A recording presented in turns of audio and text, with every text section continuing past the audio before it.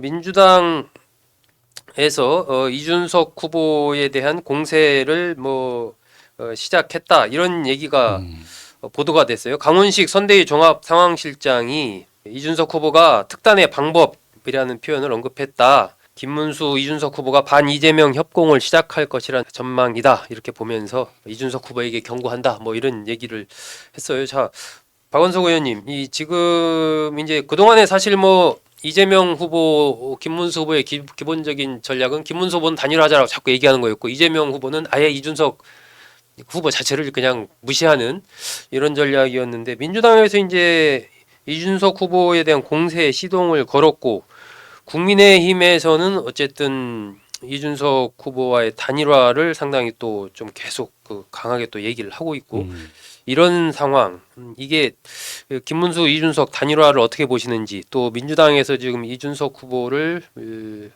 보는 시각 이런 건 또 어떻게 평가를 해야 됩니까? 아니 우선은 저는 구조적으로 단일화가 되게 어렵다고 봅니다. 네, 어렵다. 네. 이게 이제 엇비슷해서 네. 합치면은 시너지가 클 때 단일화가 이제 효과가 있는데 지금 엇비슷하지 않거든요. 네. 이건 이제 이준석 후보 입장에서는 흡수되는 거예요, 저 단일화가. 그게 이제 이준석 후보의 정치적 미래에 도움이 되냐? 별로 도움이 안 될 것 같거든요. 네. 그런데다가 이제 지지층 구성이 완전히 달라요. 네. 결국에 이제 TK 중심의 장년층 중심의 이게 이제 김문수 후보의 전통적 보수 지지층의 그 지지층 구성이라면 이준석 후보는 2030 네. 캐스팅 보터들 여기에 이제 기반을 두고 있거든요. 음. 근데 단일화하면 그게 갑니까 다 김문수 후보한테 여론조사로 봐도 다 안 간다는 네. 통계가 나와요. 시너지가 안 난다. 그러니까 그게 시너지도 크지 않고 이기지도 못하는데 자기 정치적 미래만 갉아먹는 이런 단일화를 이준석 후보 하기가 어렵고 네.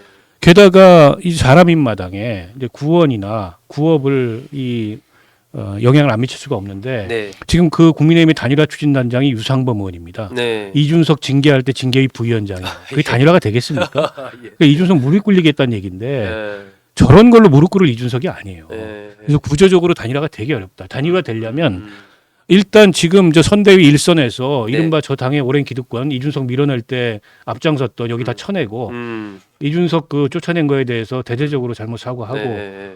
그 다음에 이제 거의 당권 차기 당권 이준석한테 안겨주고 음. 이런 정도가 아니라 단일화 되겠습니까? 첫 번째는 이거고요. 네. 네.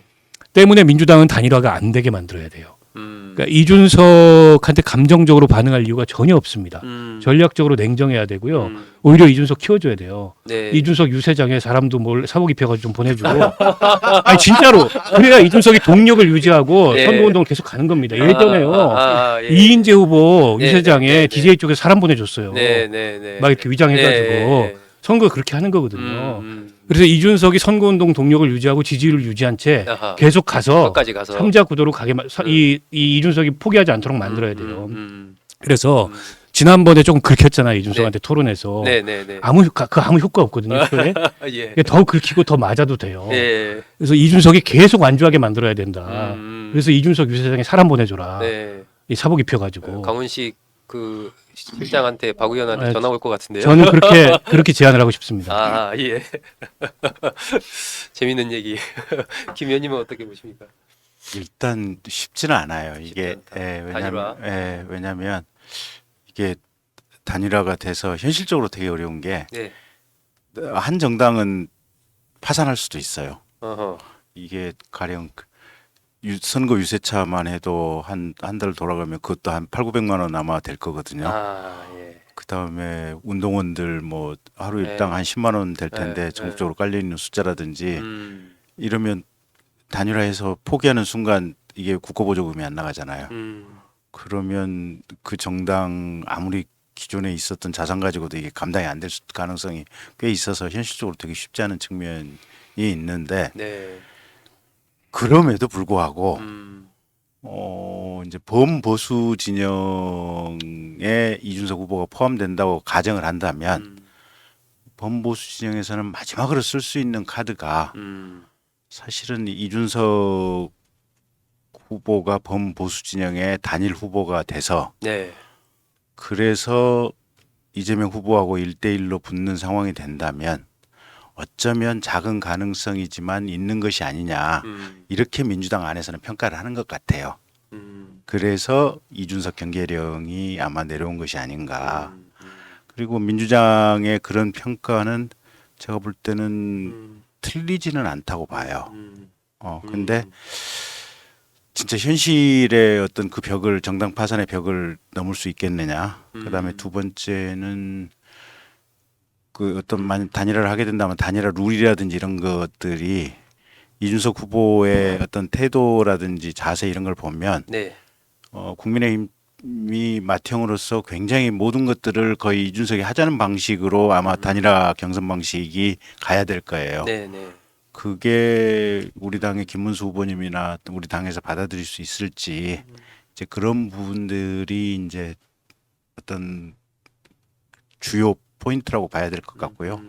현실에서는 쉽지는 않을 텐데 범보수 진영의 어떤 열망이 뜨거우면 어쩌면 가능성이 없지는 않아 보이기도 해요, 보면. 예. 어쨌든 가능성은 작지만 이준석 후보로의 단일화를 통해서 이재명 후보와 맞서는 상황이 되면 뭐 그 승리할 수도 있다. 아주 작지만. 그렇죠. 12월 3일 계엄에 대한 어떤 계엄 심판이라고 하는 민주당의 그 대선 명분도 많이 희석이 되는 거고 그러면 짧은 시간이지만 오히려 현재 지금 이재명 후보의 여러 가지 사법적 리스크 있잖아요. 12가지 항목으로 재판받고 있고 네. 그다음에 지금 지난번에 법원 행정처장도 그랬잖아요. 자, 그러면 대선 이후에 가정법적으로 이재명이 대통령이 됐을 때 그러면 공직선거법 위반 부분에 대해서 재판이 진행이 되느냐 안 되느냐.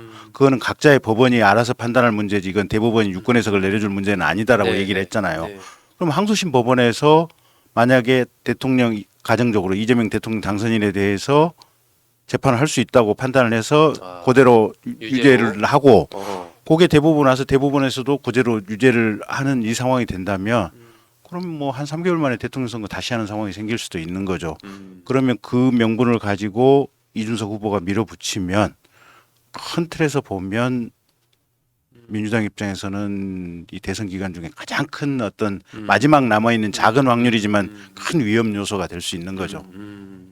박 의원님은 어떻게 보십니까? 지금 뭐 이준석 후보가 얘기하는 맥락이 그런 거잖아요. 지금 이준석으로의 단일화. 그러니까 김문수 후보를 찍으면 안정적인 2등이지만 이준석을 찍으면 3등이 될 수도 있지만 1등 할 수도 있다. 이러면서 이준석으로의 단일화라는 보수 그룹이 전략적인 선택을 해달라라고 지금 이준석 후보가 호소하고 있는 거 아닙니까? 뭐 그 틀린 말은 아닌데, 네. 근데 이제 그렇게까지 극적으로 표심이 이동할까? 아, 그렇게 될 것인가? 그거는 쉽지 않고요.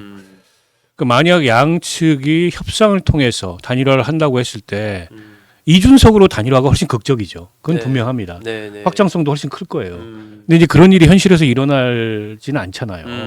거기 국회의원 3명인데 국민의힘이 그걸 포기하겠습니까? 그 반대의 경우에 단일화는 누구나 다 예상하는 그런 단일화여서 효과가 그렇게 높지 않고 이제 이준석 후보는 시대 교체를 내세우고 있어요. 네. 정권 교체를 넘어서. 근데 이제 그런 어떤 시대 교체라는 가치에 그런 낡은 단일화 방식이라는 게 이제 본인의 가치를 갉아먹는 네. 이제 이런 거라고 생각하기 때문에 응하지 않는다 쉽사리. 그래서 뭐 민주당에서 당연히 그 단일화 가능성을 마지막 변수의 하나로 놓고 네, 네. 이제 경계할 수는 있는데 그거를 이준석한테 너 그 손 잡으면은 내란 동조 세력 되는 거야라고 윽박 지른다고 할 문제가 아니고 오히려 이준석을 키워줘라. 이준석한테 더 두들겨 맞아도 괜찮다. 아까 박 의원님 이재명 얘기대로 대세론에 별로 지장 없다. 그냥 지금처럼 여유 있게 이 포용적이고 통합적으로 반박하면 된다 할 말하면서 두 자릿수 이준석- 넘어갈 수 있도록 좀 선거 운동원도 보내주고 좀 이준석 해라. 유세장에 사복 입혀서 좀 보내줘라. 그래야 이준석이 완주한다. 네, 네. 오히려 적절하게 이준석 표를 좀 관리를 하면서 일정한 지지율을 계속 유지하도록 그 돕는 보이지 않는 그런 전략을 민주당이 쓰는 것이 효과적인 전략이 어쩌면 뭐 모르죠. 지금도 쓰고 쓰고 있는지도 있을지도 뭐 몰라요. 그렇죠. 그건 알 수 개혁신당 당원이 갑자기 확 늘었더라고요. 예, 뭐 10만 명 최근에 넘었죠. 그런 상황. 어쨌든 뭐 김경진 의원께서도 가능성이 그렇게 크지는 않다라고 하지만 그 가정을 해서 여러 가지 좀 시나리오를 그렇게 좀 얘기를 한 것 같습니다. 그리고 뭐 두 분 다 전체적으로 이번 대선에서의 어떤 극적인 판세 변화의 가능성이 현재로서 봤을 때는 그렇게 크지는 않다라고 라고 지금 보시는 거죠? 예, 마지막으로 그 관련된 부분 한마디씩 하시고 뭐 오늘 포커스 마칠까 합니다. 그러니까 물줄기에 큰 동력이 한번 형성이 되면 잘 안 바뀌어요. 네. 그러니까 아까 말씀드린 시간도 대로 별로 없고. 주요한 사건들이 연거푸 발생한 방향성을 가지고 발생을 해야 이게 큰 물줄기가 바뀌는데 그런 확률들이 많이 안 보이죠 지금. 박 의원님. 네, 저도 그렇게 봅니다.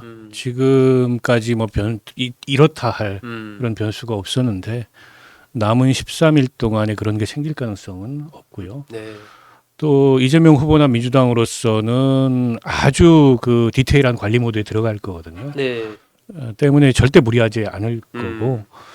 근데 이제 국민의힘은 아직도 내부적으로 에너지가 잘 안 모이고 있어서 네. 네. 그런 변화를 만들어내기에는 조금 여의치 않다 이렇게 보입니다. 네, 네. 오늘 김경진, 박원석 전 의원 두 분 모시고 최근 여러 가지 현안들, 한동훈 전 대표 어제 유세한 거, 또 이재명 후보 50% 넘길 것인가, 또 이 민주당에서 이준석 후보에 대한 견제를 시작한 흐름을 또 어떻게 봐야 될 것인가 등등 관련해서 얘기 나눴습니다. 두 분 좋은 말씀 고맙습니다. 고맙습니다. 감사합니다.